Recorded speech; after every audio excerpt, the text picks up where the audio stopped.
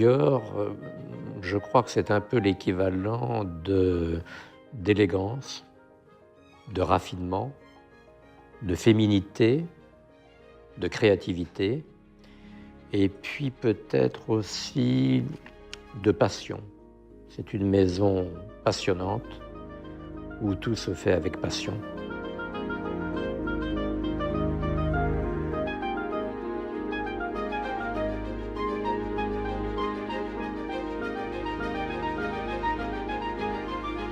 La maison est répartie, si on peut dire, entre trois gros pôles créatifs.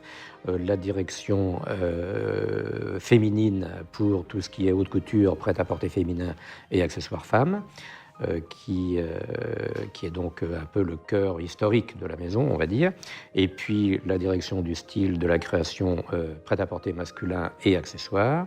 Et la direction joaillerie, chacune étant confiée à un directeur artistique avec ses studios et ses équipes. Christian Dior, en fait, fait partie d'une famille de 7 personnes, puisqu'il a donc 4 frères et sœurs. Donc, c'est une famille, la famille Dior est installée depuis plusieurs générations à Granville. Il a fait fortune sur la réalisation notamment d'engrais. Et donc, Christian Dior va effectivement naître au sein de cette famille assez bourgeoise, assez riche, assez relativement fortunée, dans cette maison qui est voilà, une belle maison, une grande maison au sein d'un parc, voilà, presque un parc, un grand jardin tout au moins.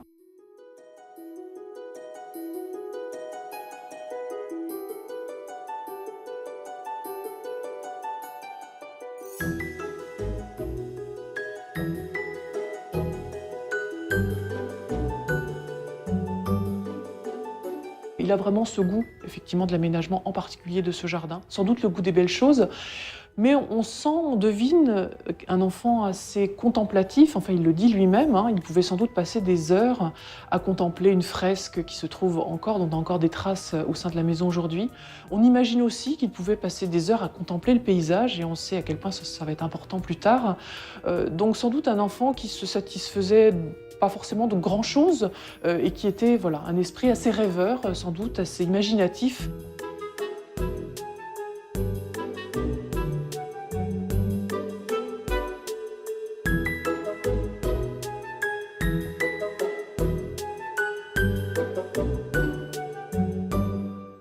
Christian Dior était très inspiré en fait par son enfance et les souvenirs de sa mère Madeleine.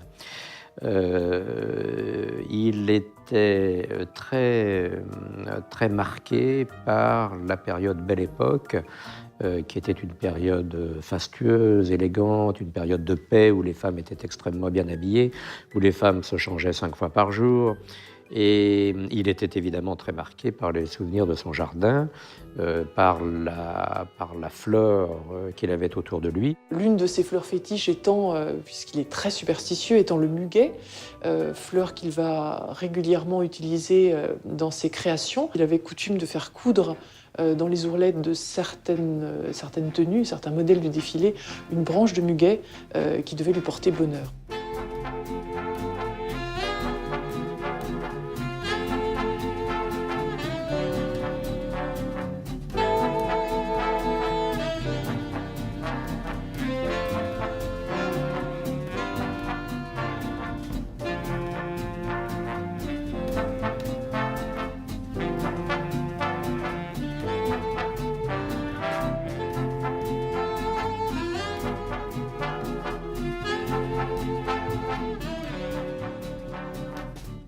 Il va aussi devenir parisien, enfant, adolescent, puis jeune homme, et connaître l'émerveillement et l'effervescence du Paris de la Belle Époque, et se faire des amitiés, notamment parmi les artistes, parmi lesquels Jean Cocteau, Mac Jacob, voilà, et des artistes qu'il aura ensuite dans ses galeries. Cette activité, jeune homme, ça va être de promouvoir ses amis artistes et de vendre des œuvres parmi l'avant-garde, hein, notamment Salvador Dali, Braque, Picasso et bien d'autres, mais aussi des artistes un petit peu moins connus qu'on a appelés les artistes néo-humanistes, parmi lesquels un certain Christian Bérard, qui deviendra non seulement un ami très proche, mais aussi un artiste auquel il va faire appel pour la décoration de ses boutiques avenue Montaigne.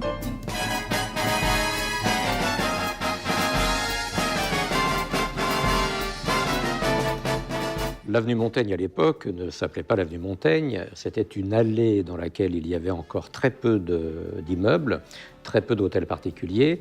Et en 1946, Christian Dior avait repéré un très joli hôtel particulier d'architecture Napoléon III, très élégant, en même temps très sobre. Et c'est exactement le type d'architecture dont il avait rêvé pour ouvrir un jour sa maison.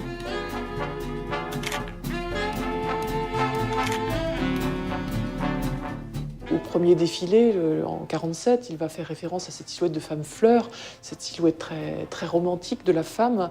Et puis une des deux premières lignes de cette collection va être la ligne Corolle, qui bien sûr fait référence directement à cet univers de la fleur et le motif des différentes fleurs, sans doute celle de son jardin. L'autre moitié de la collection s'appelait En 8.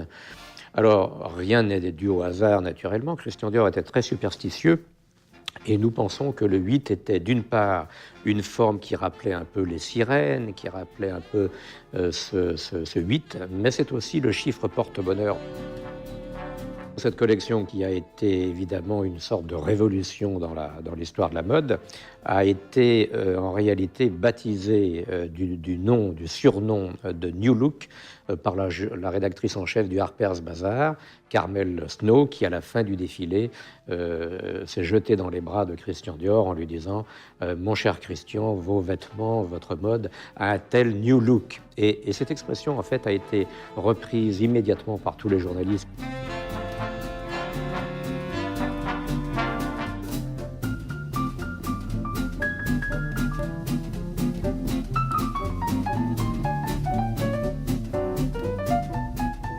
Cette espèce de révolution au sens propre du mot, le retour à la mode d'avant-guerre, à la belle époque, et à la silhouette féminine qui a marqué les esprits et qui a fait que le succès a été immédiat et mondial. Ce qui est unique dans l'histoire de la mode, aucune autre maison n'a été inconnue, comme a dit François Giraud, inconnue la veille du défilé et connue et reconnue mondialement le lendemain du défilé.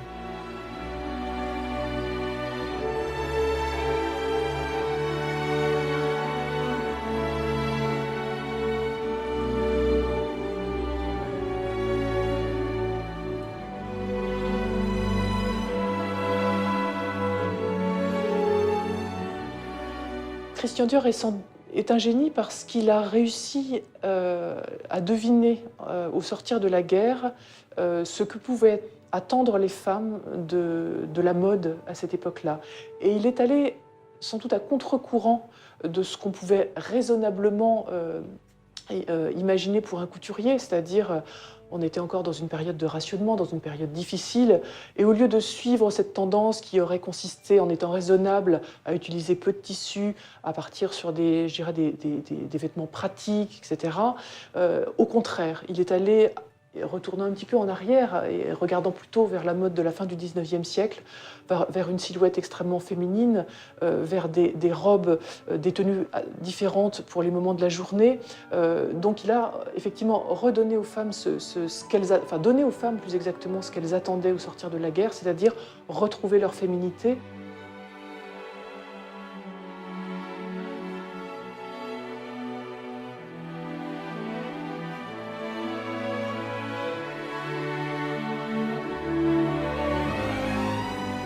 Avant d'ouvrir sa maison de couture, Christian Dior a travaillé comme costumier pour une petite dizaine de films. Et pendant qu'il était à la tête de la maison, il a travaillé pour à peu près une vingtaine de films. Et il est devenu d'ailleurs ami d'un certain nombre de ces actrices qu'il habillait. Alors, les plus grands noms du cinéma de l'époque, je pense à Maria Félix, je pense à Ava Gardner, je pense à Olivia de Havilland, Je pense à Marlène Dietrich. Aujourd'hui, la tradition d'habiller des actrices dans des films continue naturellement.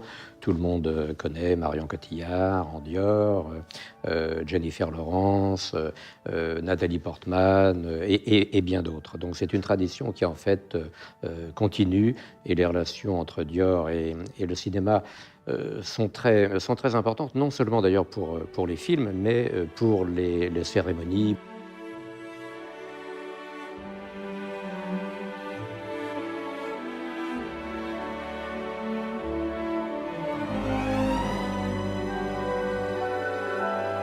Il y a beaucoup de films pour lesquels on pourrait citer des anecdotes, mais il y en a une par exemple qui est un petit peu connue maintenant, de Marlène Dietrich pour le film Le Grand Alibi d'Hitchcock, où Marlène Dietrich avait dit à Hitchcock: je veux être habillée en Dior du début à la fin de ce film. Et puis probablement que ce n'était pas vraiment prévu, ou il y avait peut-être des problèmes de budget, ou il y avait un autre projet, je ne sais pas. En tout cas, Hitchcock a hésité, et Marlène Dietrich a répondu: no Dior, no Dietrich.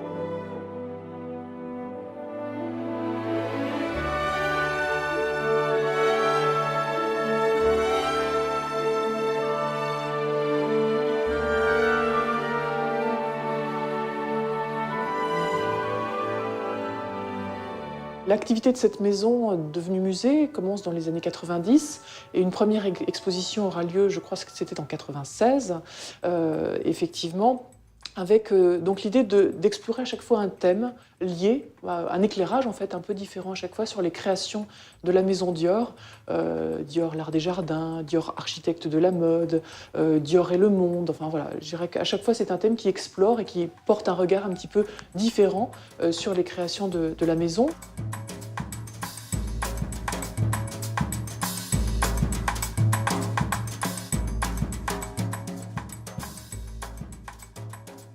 Parmi ces objets personnels auxquels on est évidemment très très attaché, parce qu'en plus on en a peu, donc on les conserve très très précieusement et ils nous sont régulièrement empruntés et on les montre régulièrement, il y a l'étoile. Alors cette étoile qui n'est qu'un morceau de métal en forme d'étoile sur lequel en fait Christian Dior va buter, c'est sans doute un élément de pavement, enfin on ne sait pas exactement, parisien, quand il doit prendre la décision de créer sa maison de couture.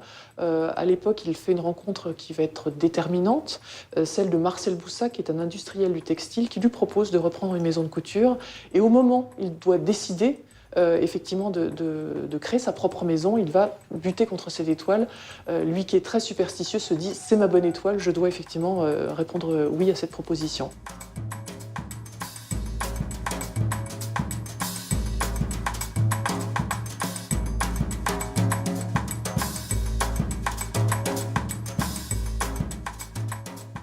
Les archives chez Dior ont été en fait organisées en tant que telles avec l'arrivée de M. Arnault dans les années 83-84. Dans ces archives, il y a évidemment de nombreuses pièces qui sont importantes. S'il fallait n'en choisir qu'une, je choisirais des chartes de collection que nous avons. Cette charte est donc une charte un petit peu emblématique, c'est un trésor pour nous, puisque c'est une des pages de la première collection du printemps-été 47, la fameuse collection New Look. Et donc ici, j'ai précisément la page sur laquelle apparaît le tailleur bar, qui est donc le premier modèle du défilé et le premier modèle de cette charte.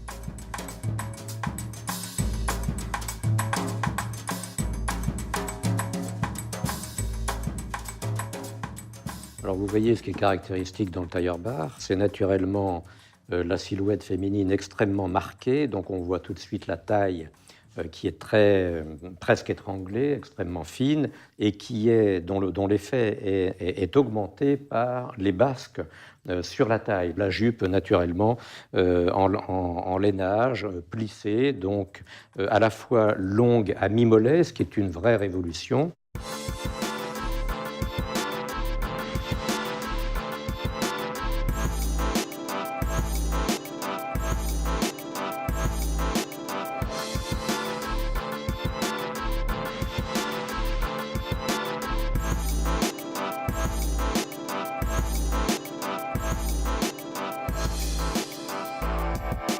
chacun des créateurs, à commencer par Monsieur Dior, a en fait marqué l'histoire de la maison et un peu l'histoire de la mode avec sa première collection. À chaque fois, c'est un peu un statement en quelque sorte.